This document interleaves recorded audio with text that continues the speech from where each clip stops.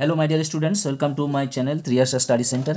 Friends, তোমরা যারা 2024-এ উচ্চ মাধ্যমিক পরীক্ষা দিতে চলেছো, আজকের আমি তোমাদের ফিলোজফি অর্থাৎ দর্শন বিষয়ের কয়েকটি অধ্যায়, 3টি অধ্যায় রেখে আমি বাকি অধ্যায়গুলো থেকে তোমাদের আজকের এসএ কিউ দিয়ে দেবো। কারণ একটা ভিডিওর মাধ্যমে সমস্ত অধ্যায়গুলির এসএ কিউ দেওয়া সম্ভব হবে না, কারণ ভিডিওটি অনেকটা লং হয়ে যাবে। আমি তার আগে তোমাদের যে সিলেবাস আছে সেই সিলেবাসটা একবার তোমাদের মনে করিয়ে দিতে চাই। যদিও এই সিলেবাস নিয়ে আমার উপরে একটা ভিডিও দেওয়া আছে, তোমাদের ভিডিও দেওয়া আছে এই ফিলোজফি সাবজেক্টের উপরে, তোমরা আরেকবারও দেখে নাও। দেখতে পাচ্ছ তোমাদের প্রথম অধ্যায় যুক্তি, তোমাদের যুক্তিতে এসএ কিউ দেখতে পাচ্ছ। এসএ কিউতে 1টি নাম্বার থাকে। দ্বিতীয় অধ্যায় বচন, বচন থেকে কোনো এসএ কিউ থাকে না। তৃতীয় অধ্যায় থেকে 2টি এসএ কিউ অর্থাৎ 2টো নম্বর তোমাদের থাকে। এবং চতুর্থ অধ্যায় থেকে 1 নাম্বার থাকে, এবং পঞ্চম অধ্যায় থেকে তোমাদের কোনো এসএ কিউ থাকে না। তারপরে দেখতে পাচ্ছ ষষ্ঠ, সপ্তম এবং অষ্টম এই 3টি অধ্যায় থেকে তোমাদের 2 করে এসএ কিউ থাকে, 2টো করে প্রশ্ন থাকবে ষষ্ঠ, সপ্তম এবং অষ্টম অধ্যায় থেকে। সব থেকে বেশি ইম্পর্টেন্ট এসএ কিউর ক্ষেত্রে তোমাদের নবম এবং দশম অধ্যায় অর্থাৎ আরোহ অনুমানের স্বরূপ, যেটা আরোহ অনুমানের স্বরূপ বা আরোহ অনুমানের প্রকৃতি, এই অধ্যায় থেকে তোমাদের 3টি এসএ কিউ থাকবে, 3টি নাম্বার থাকে। এবং কারণ ও কার্য এই অধ্যায় থেকে তোমাদের 3টি নাম্বার থাকবে। আজকের আমি তোমাদের এই যে দ্বিতীয় ভাগ, এটি তোমাদের দ্বিতীয় ভাগ, দ্বিতীয় গ্রুপ থেকে আমি তোমাদের এই 2টি অধ্যায়, আরোহ অনুমানের স্বরূপ, কারণ ও কার্য, এই 2টি অধ্যায় এবং ওপর থেকে তোমাদের যুক্তি প্রথম অধ্যায়, তৃতীয় অধ্যায় এবং চতুর্থ অধ্যায়, মোট এই 5টি অধ্যায় থেকে আমি তোমাদের আজকের টোটালি এমসিকিউটা এক জায়গায় করে দিচ্ছি। যদিও প্রত্যেকটা অধ্যায় ভিত্তিক আমার দেওয়া আছে, এবং বাকি যে 3টি অধ্যায় থাকছে তোমাদের সপ্তম, অষ্টম এবং ষষ্ঠ, সপ্তম, অষ্টম, এই যে 3টি অধ্যায় পড়ে থাকছে 2 নাম্বার করে, এটা আমি কাল পরশুর মধ্যে আমি তোমাদেরকে দিয়ে দেব। এসো আমরা ভিডিওতে যাই। প্রথম অধ্যায় আছে তোমাদের যুক্তি। তার আগে বলি, তোমরা যারা এখনও চ্যানেলটি সাবস্ক্রাইব করোনি, তোমরা অবশ্যই চ্যানেলটি সাবস্ক্রাইব করে নাও এবং বন্ধুদেরকে লিঙ্ক শেয়ার করো। তোমরা একটা লাইক করে দিও, প্রয়োজনে কমেন্ট করো।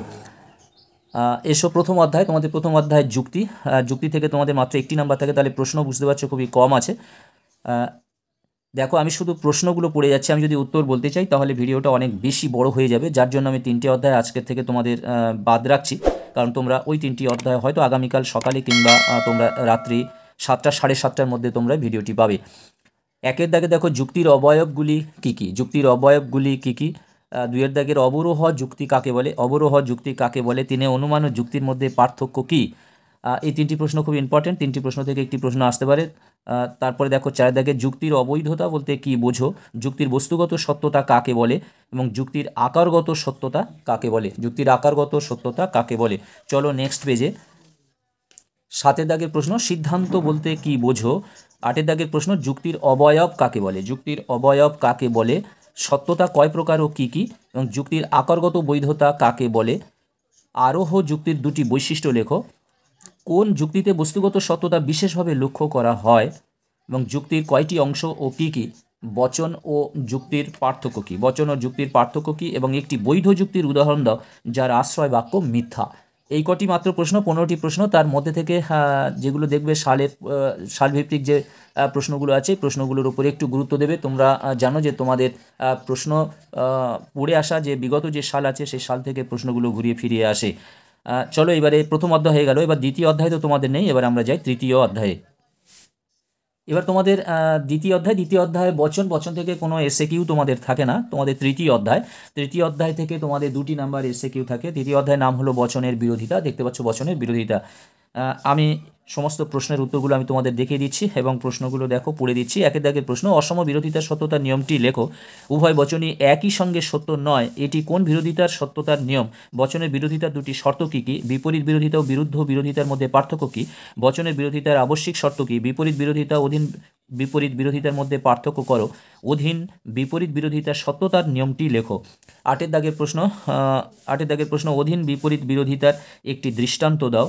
এবং 9 দাগের প্রশ্ন বিরোধিতার একটি দৃষ্টান্ত দাও। এবং 10 দাগের প্রশ্ন সকল মানুষ হয় বিচার বুদ্ধি সম্পন্ন জীব, বচনটির বিপরীত বিরোধী বচন কি হবে। চলো নেক্সট পেজে। 11 দাগের প্রশ্ন দেখতে পাচ্ছ বচনের বিরোধিতার জন্য কটি বচনের প্রয়োজন। বিরোধিতার বিভিন্ন প্রকারভেদগুলি কী কী। কোন কোন বচনের মধ্যে বিপরীত বিরোধিতার সম্বন্ধ আছে। দুটি অসম বিরোধী বচনের মধ্যে কিসের পার্থক্য থাকে? যদি এ বচন সত্য হয় তবে এর বিরুদ্ধ বচনের অসম বিরোধী বচনের সত্য মূল্য কী হবে? কোনো মানুষ হয় বুদ্ধিবৃত্তি সম্পন্ন, বচনটির অধীনে বিপরীত বিরোধী বচন উল্লেখ করো। অ্যারিস্টটলের বিরোধিতার শর্ত কী, বা অ্যারিস্টটল অধীন বিপরীত বিরোধিতাকে স্বীকার করেনি কেন? অসম বিরোধিতা কাকে বলে এবং বিরুদ্ধ বিরাধানুমান হয় কোন কোন বচনের মধ্যে? এই গেল তোমাদের তৃতীয় অধ্যায়। তৃতীয় অধ্যায় ছিল বচনের বিরোধিতা। এবারে আমরা চতুর্থ অধ্যায় আসবো। চতুর্থ অধ্যায় নাম অমাধ্যম অনুমান। এর থেকে তোমাদের একটি নাম্বার থাকে, অর্থাৎ একটি প্রশ্নের উত্তর তোমাদের করতে হয়। দেখতে পাচ্ছ চতুর্থ অধ্যায় অমাধ্যম অনুমান, এর থেকে মাত্র একটি প্রশ্ন তোমাদের করতে হয়, একটি নাম্বার। তবু অনেকগুলো প্রশ্ন আছে এই অধ্যায় থেকে, প্রচুর প্রশ্ন আছে। প্রথম থেকে তোমরা 1 থেকে 10টা প্রশ্ন খুব ভালো করে করবে, তারপরগুলো তোমরা পড়ে যাবে। সকল মানুষ হয় অপূর্ণ জীব, বচনটির বিবর্তিত বচনটি কী হবে? সকল মানুষ হয় বিচারবুদ্ধি সম্পন্ন জীব, বচনটির আবর্তন করো। এ বচনের সরল আবর্তনের একটি বাস্তব দৃষ্টান্ত দাও। ই বচনের বিবর্তনের আবর্তিত বচন কী হবে? আবর্তনের ব্যাপ্যতা সংক্রান্ত নিয়মটি কি? অমানুষ কবি নেই, বচনটির বিবর্তন করো। বিবর্তনে বৈধতার গুণ সংক্রান্ত নিয়মটি কি? সরল আবর্তন কাকে বলে? সরল আবর্তন কোন কোন বচনের হয়ে থাকে? এবং ই বচনের বিবর্তিত বচন কি হবে? ই বচনের বিবর্তিত বচন কি হবে? তারপরের পেজের প্রশ্নগুলি দেখো। আই বচনের বিবর্তিত বচন কী হবে? ও বচনের বিবর্তিত বচন কী হবে? ও বচনের আবর্তনের একটি উদাহরণ দাও যার আশ্রয় বাক্য সত্য এবং সিদ্ধান্ত মিথ্যা। এ বচনের আবর্তিত বচন কী হবে? ই বচনের আবর্তিত বচন কী হবে? অমাধ্যম অনুমান কাকে বলে? অমাধ্যম অনুমানের একটি উদাহরণ দাও। আবর্তন কয় প্রকার ও কী কী?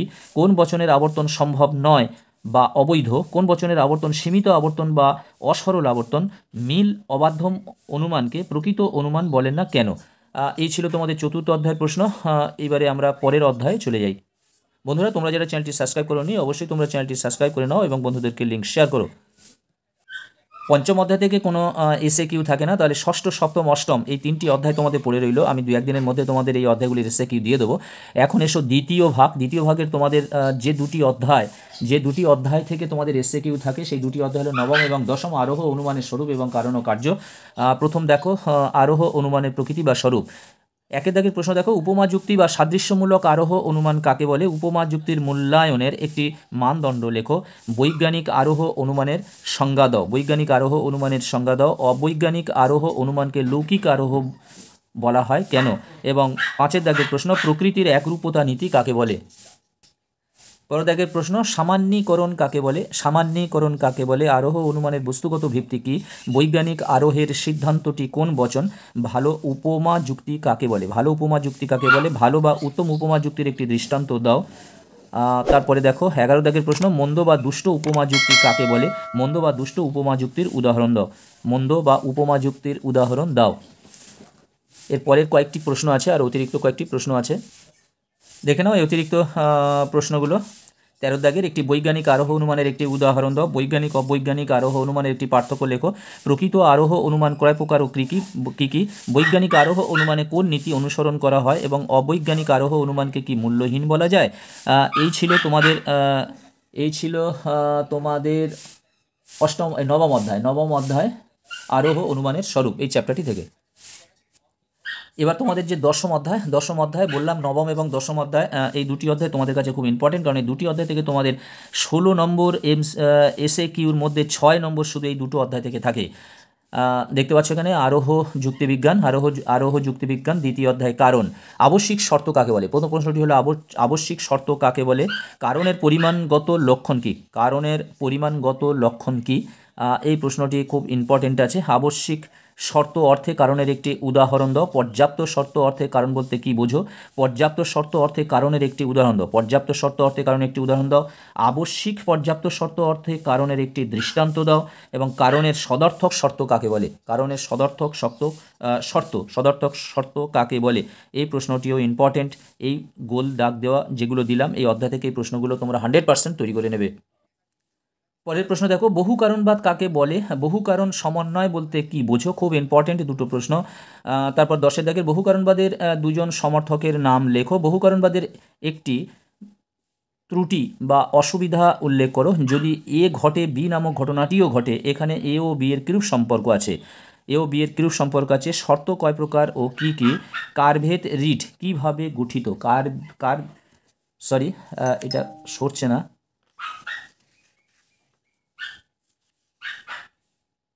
ঠিক আছে। শর্ত কয় প্রকার ও কী কী, তারপরে দেখো কারভেদ রিট কীভাবে কারণের লক্ষণ দিয়েছেন, নং অর্থক শর্ত কাকে বলে এবং যুক্তিবিজ্ঞানী কপি কারণকে কোন শর্ত হিসেবে গ্রহণ করেছেন। তারপরে এই কয়টি প্রশ্ন আছে, এক কারণবাদ কাকে বলে, বহু কারণ সমন্বয় কি, এক কারণবাদের কারণকে কোন শর্তে গ্রহণ করা হয়, কারণের পরিমাণগত লক্ষণের মূল ভিত্তিগুলি কি। বন্ধুরা আজকের মতো ভিডিওটি এখানে শেষ করলাম। তাহলে তোমাদের 3টি অধ্যায় বাকি রইল, আমি কাল পরশুর মধ্যে তোমাদের দিয়ে দেবো। আমি তোমাদের দেখে দিচ্ছি কোন 3টি অধ্যায় তোমাদের বাকি রইল। দেখতে পাচ্ছ অধ্যায় 6 এই অধ্যায়টি প্রাকল্পিক ও বৈকল্পিক ন্যায়, এর থেকে তোমাদের 2টি প্রশ্ন থাকে, এবং বুলীয় লিপি ও ভেনচিত্র এর থেকেও 2, এবং সত্তাপেক্ষ এই অধ্যায় থেকেও তোমাদের 2। এই 3টি অধ্যায় আমি আগামীকাল তোমাদের দিয়ে দেবো। আজকের মতো ভিডিওটি শেষ করলাম। তোমরা যারা চ্যানেলটি সাবস্ক্রাইব করো নি, অবশ্যই তোমরা চ্যানেলটি সাবস্ক্রাইব করে নাও, বন্ধুদেরকে লিঙ্ক শেয়ার করো। তোমরা সবাই ভালো থাকবে, সুস্থ থাকবে, তোমাদের সকলের পরীক্ষা ভালো হবে, এই আশা এই আকাঙ্ক্ষা রেখে আজকের মতো ভিডিওটি শেষ করলাম। আবার কথা হবে নেক্সট ভিডিওতে।